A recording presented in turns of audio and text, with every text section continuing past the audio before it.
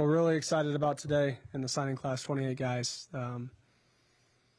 13 on offense, 13 on defense, and then the 2 special teamers.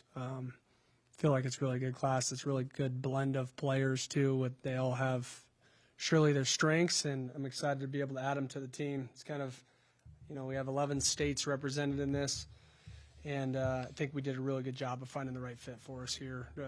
3.1 GPA collectively, like the group as a whole, cumulative, and great players, great speed, and as you can see, like the size of the guys, they have really good length, and so I feel good about what this group can come in and do for us and have the ability to impact us, quickly. That's our goal, to try to push talent ahead of experience and see what they can do to add in our future success next season. So with that, I'll open it up on maybe any questions about these guys.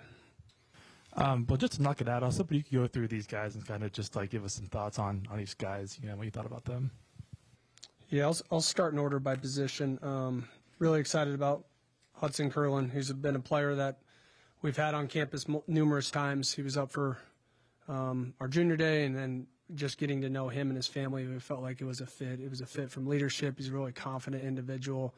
And every time that we watched him throughout, whether it be when we were out in January briefly to the spring to seeing him over the summer, just his progression, he kept getting better and better and better. Started throwing the ball more accurately, has a really live arm, bigger kid, really, really athletic, is a good running quarterback. But overall, I just felt like he's wired the right way. I think that's the biggest thing from the quarterback position that you look for is do they have presence and do they have command? And, he just won a state championship, went 11-1, and was the championship game player, MVP of that game. So feel really good about Hudson. He's stuck with us, and he's had a lot of interest, and he really never wavered in his commitment, and it says a lot about him. We had 3 running backs. Trey Garrison out of New Orleans. Had the opportunity, Ricky Ciccone was able to go out and kind of go back to an area that he was familiar with and go to Edna Carr with what is a loaded team, and just his physical presence and what he could do. Was able to see him live. I loved his tape, loved him as a person when he came up on a visit.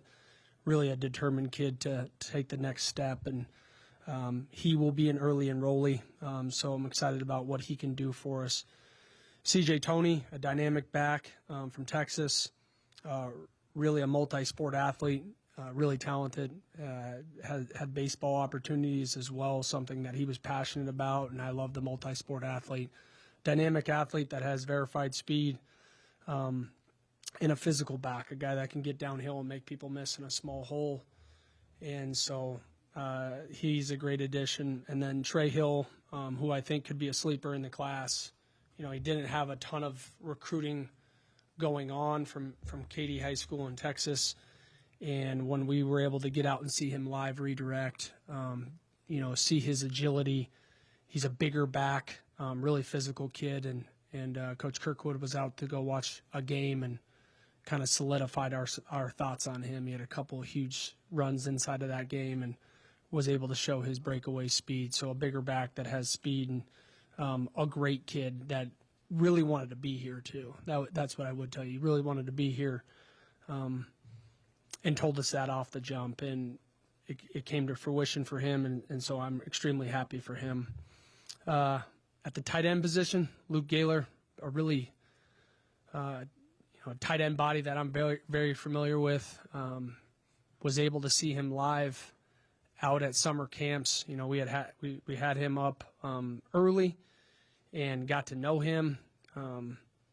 He's previously committed elsewhere, and got to know him and his family and just the makeup of who he is as a person.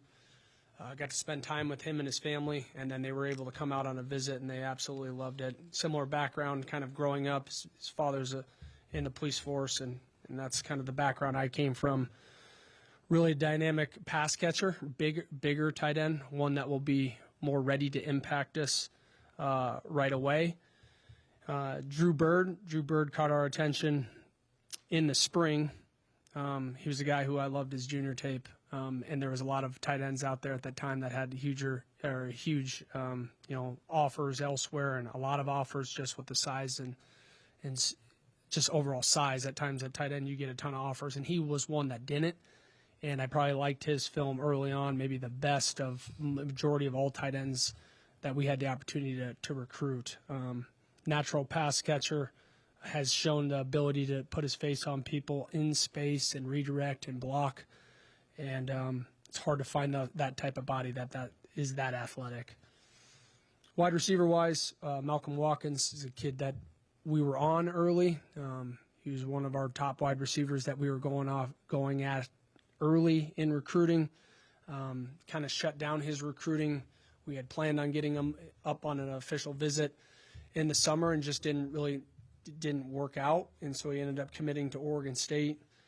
And then we kind of kept recruiting him the whole way through. I mean, you never know what happens in college football. And when the staff, the staff departures happened at Oregon State, we tried to get back in the mix and was able to get him up for one of our home games. Love the kid, awesome family. I think he's a dynamic playmaker, can stretch the field, a bigger body kid that can play really at any position at the wide receiver core and make plays with the ball in his hands. And so I'm really excited about him.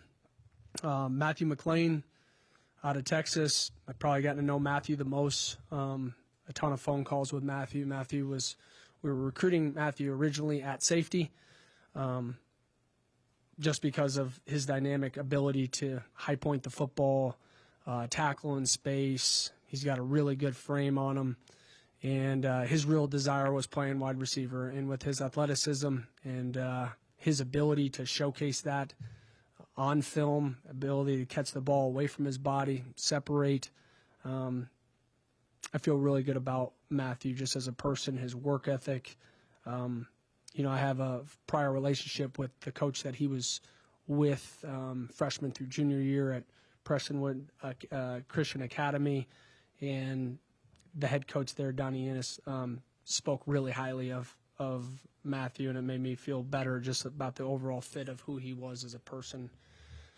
JJ Polite, we had him up. He is an awesome kid that is extremely focused and has the ability to separate, verified speed, longer body kid that can high point the football.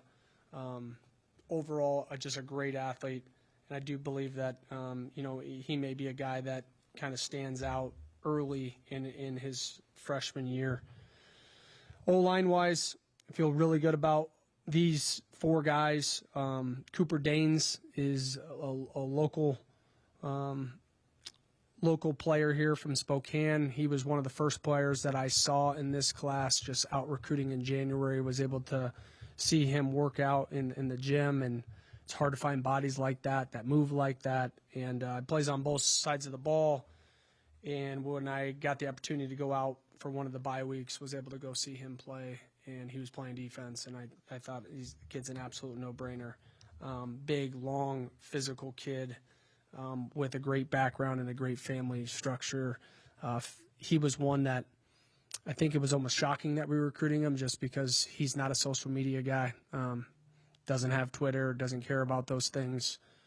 And when we got him up on a visit, like, this is where he wanted to be, and this is where we wanted him. So Derek Warden, big kid that was originally committed to University of New Mexico. He's from Queen Creek, Arizona.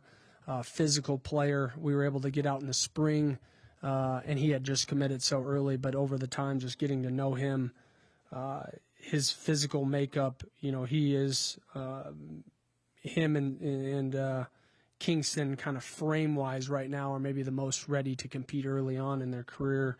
Athletic is kind of the O-lineman that we look for, athletic big kids that will strike you, put your face on people, and so I'm really excited about Derek and the addition of him.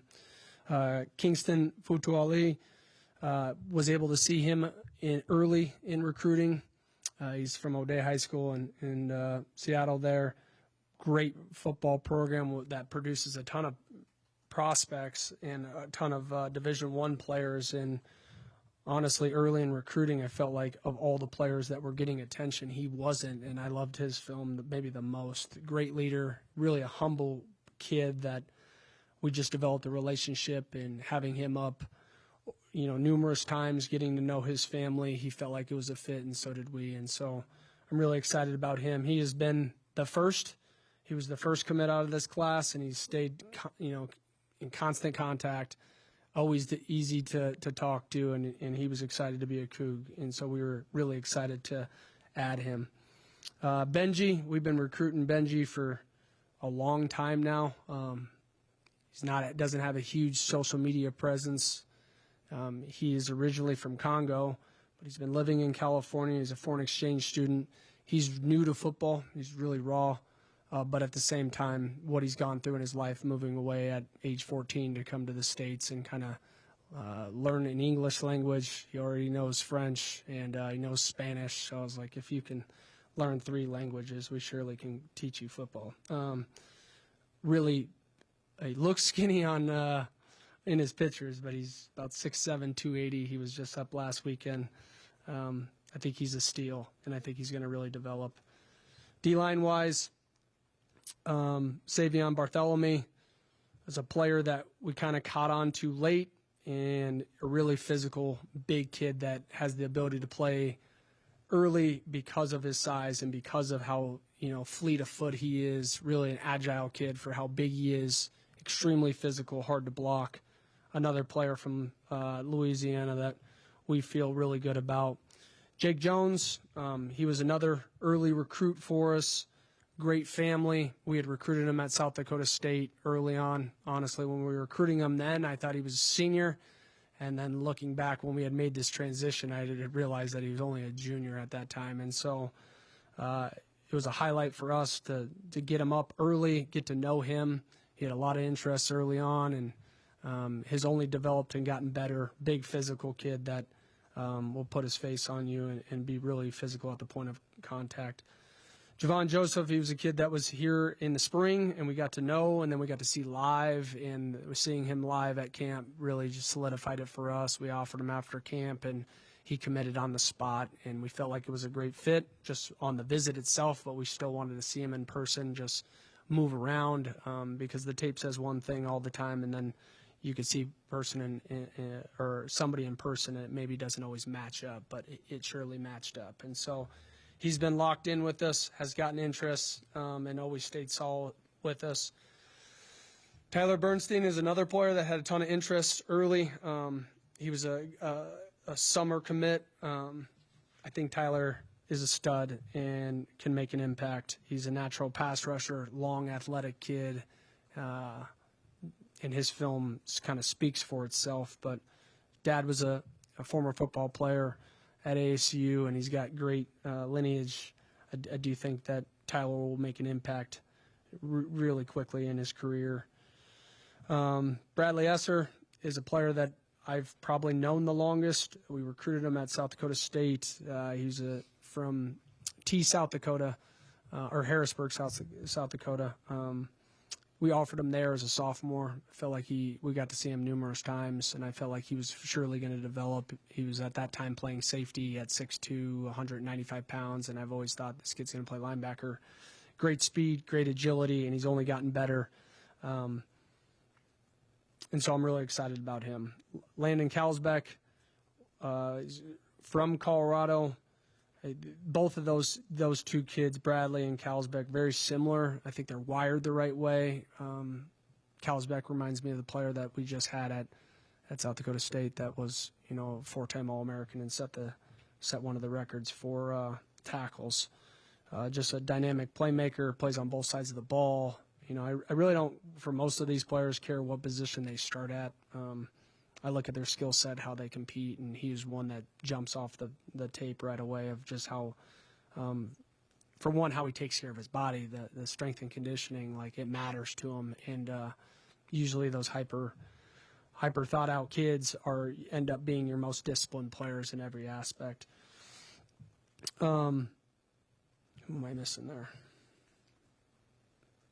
Oh, Flynn. Flynn is a player that we kind of caught on too late in looking for really like a hybrid nickel outside linebacker-ish type player, one that plays safety in high school. He's a 6'2" kid that is extremely fast and physical, put his face in there on you. Ran 10.7 last year in track and expects to run 10.5 this upcoming track season. So for him, getting to know him and kind of getting to know his parents, I feel like he's a great fit. Toe Sanders, another player from Edna Carr. He had a lot going on, and just getting to know him, he felt like this was the right fit. We were able to get him and two of his teammates up. Obviously, he's teammates with Trey Garrison, so to have a couple of those guys up on a visit. Longer corner, really instinctual, extremely physical, does a great job of tackling in space. Heckert is a junior college player that originally kind of was recruited out of high school. Some things fell through, didn't end up eligible, had to go to junior college, and just kind of his track and his path to moving away from Vegas to go down to California. I think he's grown a lot. I think there's a humbleness when you have to go to the junior college ranks, and there's definitely a desire to get to this level. Really good cover corner. One of the guys that we felt best about as far as the ability to play man-to-man defense when we look through the junior college ranks. Mary Barnes was a player that we just had up last weekend, a guy that we were on in the summer, and he had just committed so early to Texas State that he was initially planned to come on an official visit. And then, obviously, with some of the changes that had happened in recruiting, it opened up this spot, and he was the first person that we went back to, just one that we felt like physical presence and had natural instincts playing the position, great speed, and just a great overall presence to him. I think he's a great fit. Willie Breland. Willie Breland will start in kind of that nickel package overhang linebacker. We're going to change some things up a little bit defensively to have a better athlete on the perimeter. And I feel like he will add an immediate impact. And that's why we went to Willie, really a long player that's physical, that will put his face on you and can tackle in open space really well. Brady Hummel is a player that I've kind of, both him and Jackson Williams, their film just stood out to me right away. They're really instinctual. They come top down. They can play multiple things with their length and their speed and their fluidity. Brady's a guy that's a multi-sport athlete, and coming from a small town, everybody that I've talked to, he's like, when we were out there, it was, have you seen the Hummel kid? And I think those are always the best players, is when maybe they're under-recruited, but at the same time, they're good at everything that they do. Speaking on Jackson, Jackson had a lot going on early in recruiting. His first offer was from Florida State. For him, it's been about the fit. He was originally committed to Tulane, and obviously with the having him up and the potential of, Coach Summerall leaving to take another job, we were able to get him up on a visit. Him and his dad, Byron, were able to just get a feel of us as a staff and see if it's a great fit.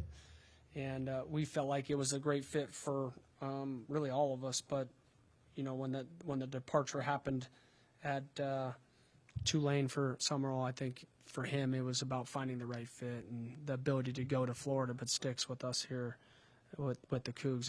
I think it says a lot about his maturity, just understanding the landscape of what college football is like. He's a player that's going to develop here and develop at a quick rate. So I feel really good about Jackson. Special teams wise, Hubbard is a kicker punter. He's a dual threat guy. He's going to come in and compete and have the ability to impact us. And then Sosa is a long snapper that has verified times at snapping and is really, really consistent.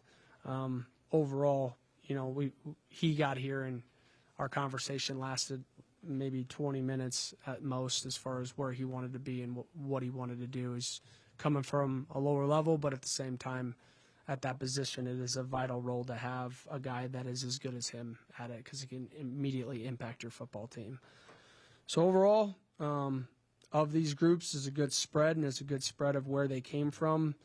I would tell you more than anything else, it's more about like who they are and what they're wired to do here, and the selflessness that they kind of have shown and what they were looking for. We overall just felt like it was a great fit.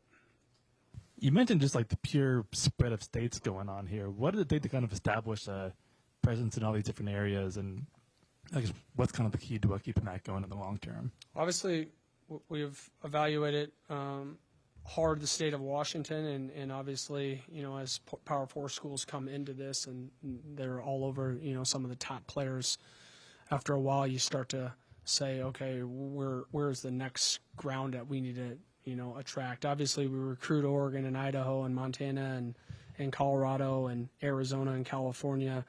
I've never recruited Louisiana, but that was due to Ricky Ciccone and just having an awareness of where great players are at, great athletes are at.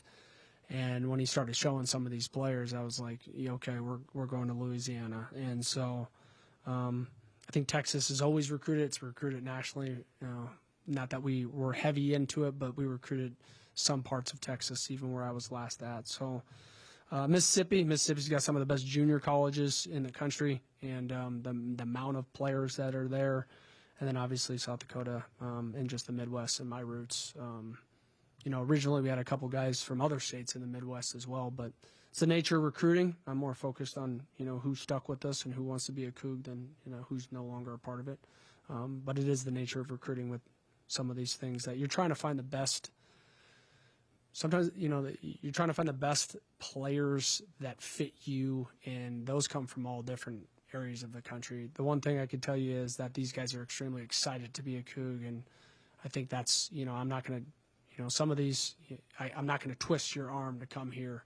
If I got to twist your arm to get you here and feel like I'm trying to beg you to come, like, it ain't going to work. This is the recruiting process. There's a lot of work just still has to be done when you get here. You got to earn your keep and step on the field before anything's just handed to you. So these guys were willing to work. They heard the message, and I just think that they're wired the right way and have a great commitment to being a great player. And overall, you can see a lot of it just with their grades and how they live their life and the recommendations of everybody around them. I mean, you could probably go back over the history of Washington State football, and you might not be able to find 4 players from Louisiana, and there's 4 in this class. Can you just kind of talk about, maybe in detail, kind of the connections that Ricky had there, and just kind of how you guys were able to tap into that and really hit on a state that just has not traditionally been a territory for Washington State? Yeah, I think everything comes down to connections and who you trust. And, the coaches at Ed and Carr were awesome with us. John Johnson's father is the offensive coordinator, and he's been huge as far as connecting us. And obviously you go into those schools and you're getting some of the best local talent around. It draws attention for some of the other players, Jackson Williams and Savion Bartholomew. Like, Jackson Williams has a family connection to the Bartholomews. And so it always makes it easier when you're taking players from distance. Obviously, when there's already a prior relationship there with the families and friendships. They played basketball together growing up. So they knew of each other, not that they were like best friends, but at the same time, I think that you got to, regardless of where they come from, when they come into your program, you have to make them feel part of your family, and you have to build connections and start over every single year because every team is different. And so, although at times taking a kid from distance could feel like somewhat of a culture shock, that's our job as a staff to make it feel like it's not, because it's everything that you showed them in recruiting. If it wasn't a fit, they would have felt that in recruiting. And obviously these guys wanted to be here. They want to play at the highest of levels. And I feel really good about their talent and the ability to impact us here in the near future.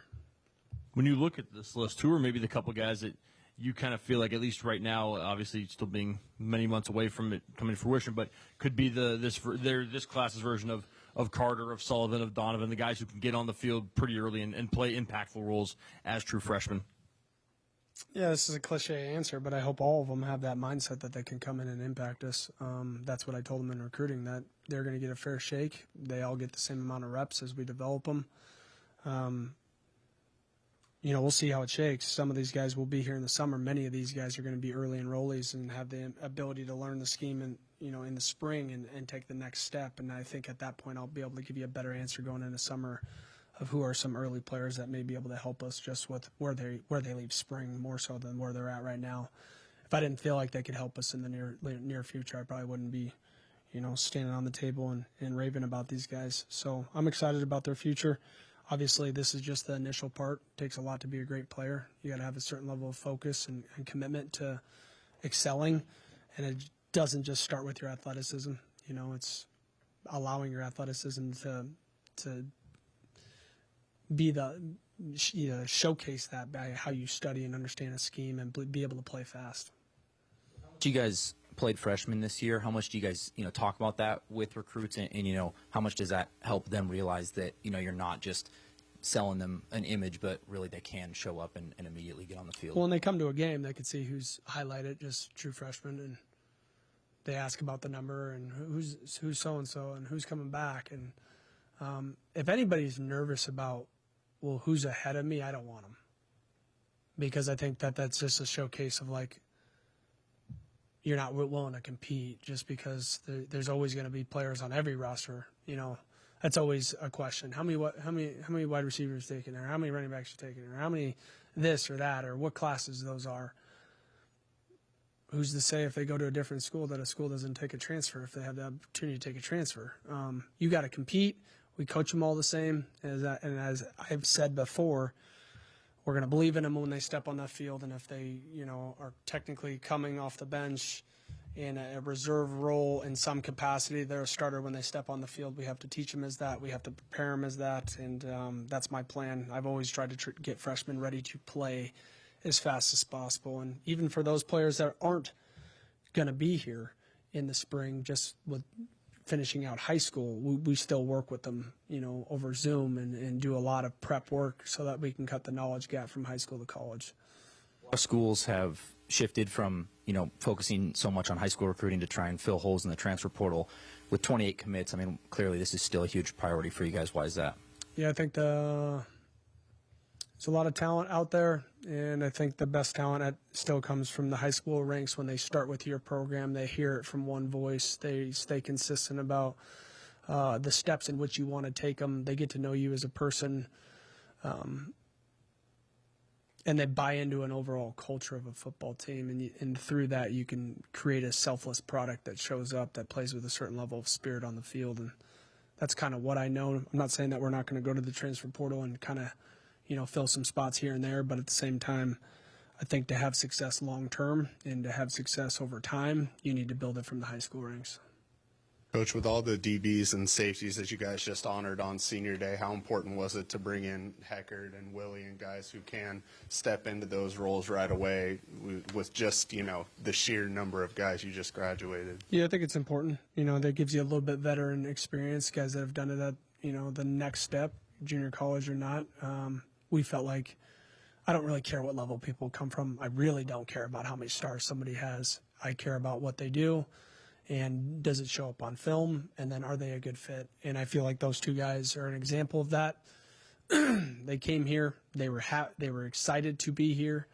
And then getting to know them, they just wanted to know if they would get a fair shake and an opportunity. And so it will play itself out naturally when they get here in the spring. And as we work with them through spring and summer, to have a true opportunity to come in and compete to start it, and make an impact in the fall. But yeah, we're losing some players across the board that are great, not just at that position, but, we're losing 3 senior O-linemen, losing multiple wide receivers. I do think some of these wide receivers will be able to compete the way we're going to work with them. Malcolm Watkins is going to be an early enrollee. There's a shot there. And, we're going to do everything that we can in our power to try to get him ready, no different than how we did with Carter, and Carter didn't early enroll. So, I think there's an ability to have that opportunity to make an impact. Obviously, they're going to have the spring opportunity to learn and fail, and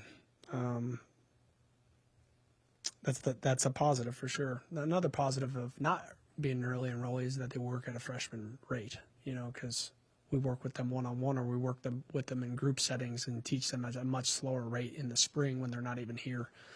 So we felt like Malcolm in one-on-one meetings was really intelligent, and he's a guy that we're going to push. I guess it didn't matter which side of the ball he was going to play. Cooper was going to have to beef up. But why do you think he projects a little bit better as an O-lineman as opposed to the other side of the ball? It's hard to find that type of length. And could he play D-line? Surely. But overall, some of the hardest bodies to find are the guys that are as long as him and move and bend and can redirect. I saw you there, right? Yeah. I'm fired up about Cooper. Cooper is actually not going to be joining us next fall. He's going to be going on his mission, so we'll get him in 2 years or in a year and a half, and he'll be in the spring going into the fall with us. But yeah, I'm excited for him and what he can do for us.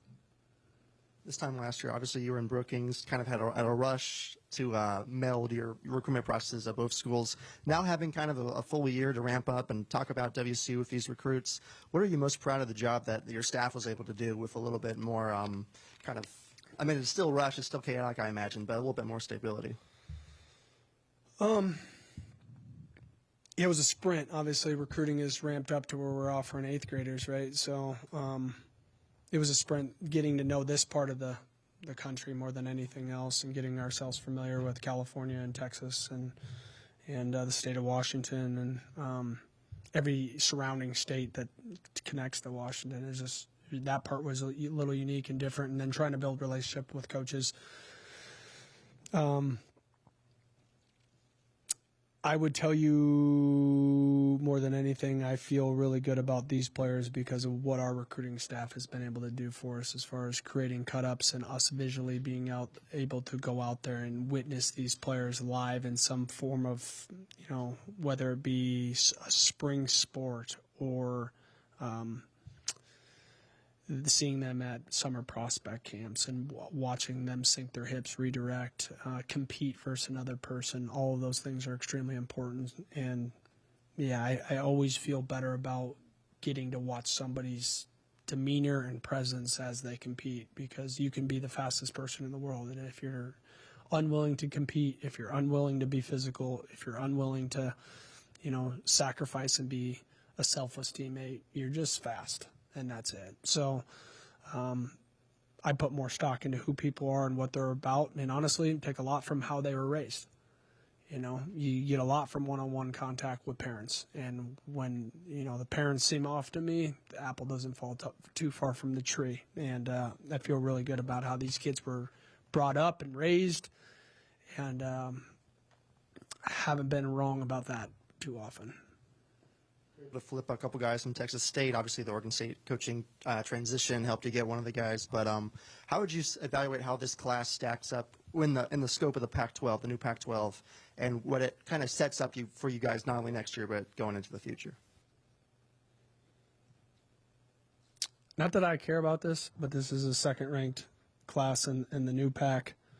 At the end of the day, I don't think any of those things matter until they show up and play.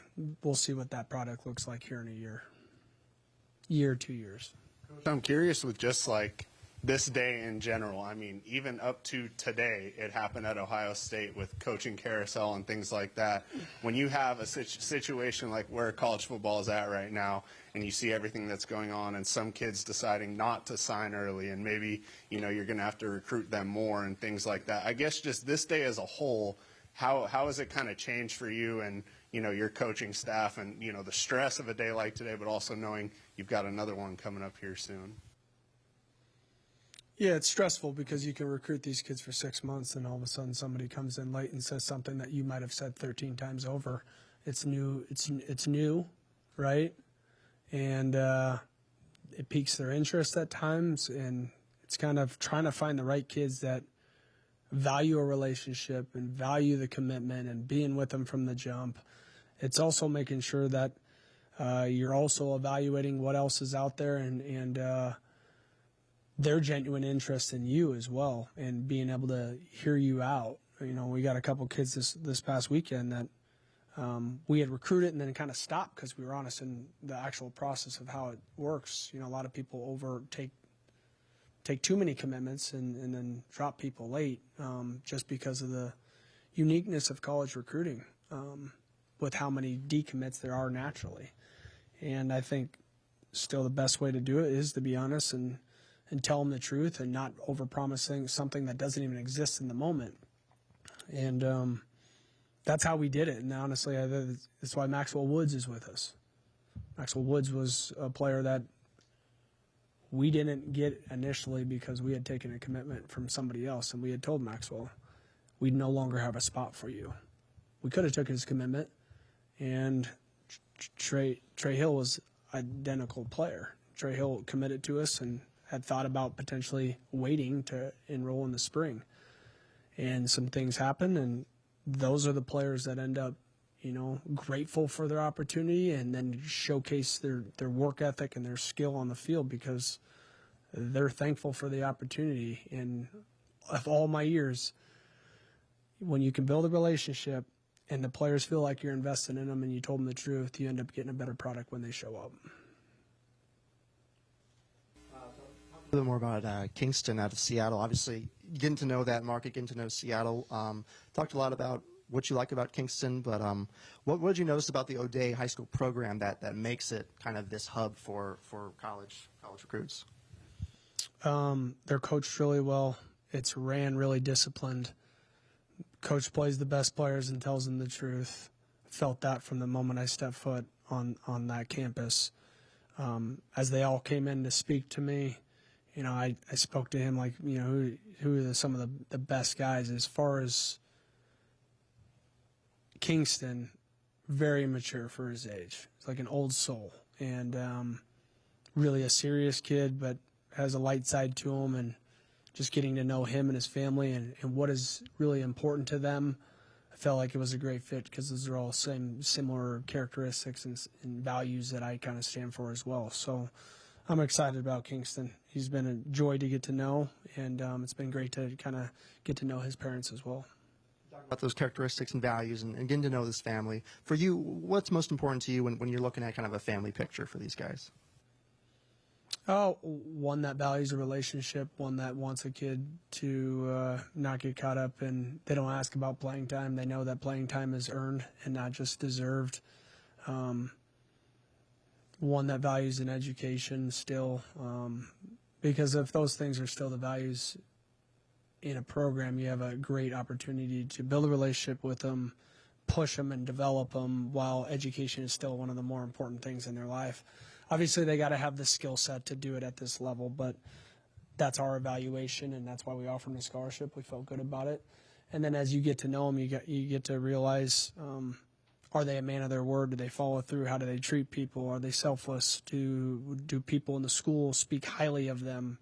And that's asking everybody to try to figure out the scoop on just trying to hear something and, you know, like who he is as a person outside of the doors, because those things carry over to the football field. There's no question about it. You can have a lot of talent if you treat people like, you know, not the best, and you're not about the team. Those people don't usually last or are a great asset to your team. They're just not, because the team doesn't really bond with them. So to find more guys that are about each other and committed to an overall goal and wanting to build something here special and put their stamp on it, those are the players that we look for. How much do you think the approach that you guys take in recruiting and being really honest helps with players not only getting here but staying here, that when they show up they're not, you know, you didn't tell them what they wanted to hear to get them to come here, but you told them the truth, and that doesn't change when they show up? I think everybody kind of says that, just kind of in my nature, that really authentic, will tell you the truth, and lives by his words, and I've always tried to do that. And I think when they're going to get here and we're going to push them, if the relationship started on a whole bunch of BS, I'm going to get half of what they are. And so I tell them what's good, I tell them what's bad, I tell them what's going to improve, I tell them what needs to improve, and nobody does that for whatever reason. They just highlight the good, and I tell them, ask other schools. Ask the other schools what about this process and if they have a plan in place, because they're probably not talking about those things. I just believe in it because the players respect it, because more than anything, these players are craving truth right now. They may not always want to hear it, but they're at least thankful that somebody told them the truth. Class and other kinds of positions. Yeah, there's several. There's several. Number wise, it depends on kind of how things shake in the next couple of weeks.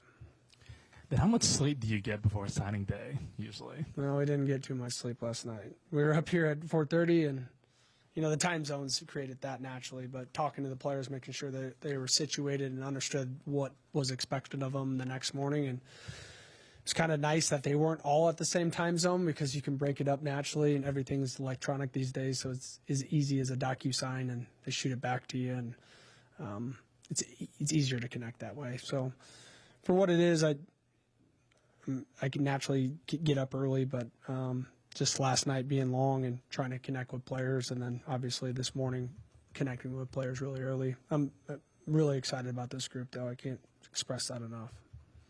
You talk about kind of the pivot now to you get the 28 names inked, you get to kind of celebrate that, but then there's also kind of the next step of all this, the transfer portal. Obviously still a month away from opening, but you already start to see names flooded in and so on. Just kind of what's the process of almost changing gears from, you put on your recruiting hat to a high school kid to now you're doing it to more of a trying to attract transfers and so on? Yeah, I don't know if recruiting ever stops, honestly. You're recruiting every single day. You're recruiting 27s.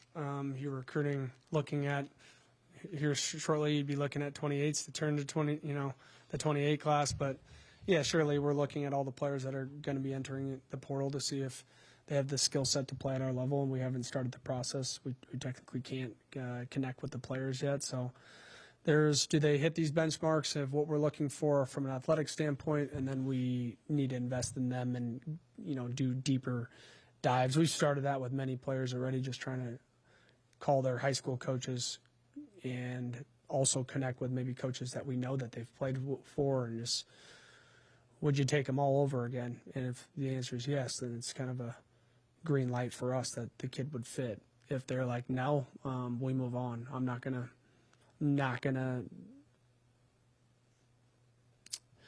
mess with the culture of the program, because at times when people aren't willing to buy in, it eats at the team, and they don't end up having a fit anyways. Or you're going to kill a great employee by tolerating a bad one, and I'm not going to do that. I know what that looks like, and it can create a cancerous culture for everybody, that they don't feel like that they're given a fair shake because you're spending too much time on a guy that ain't willing to buy in.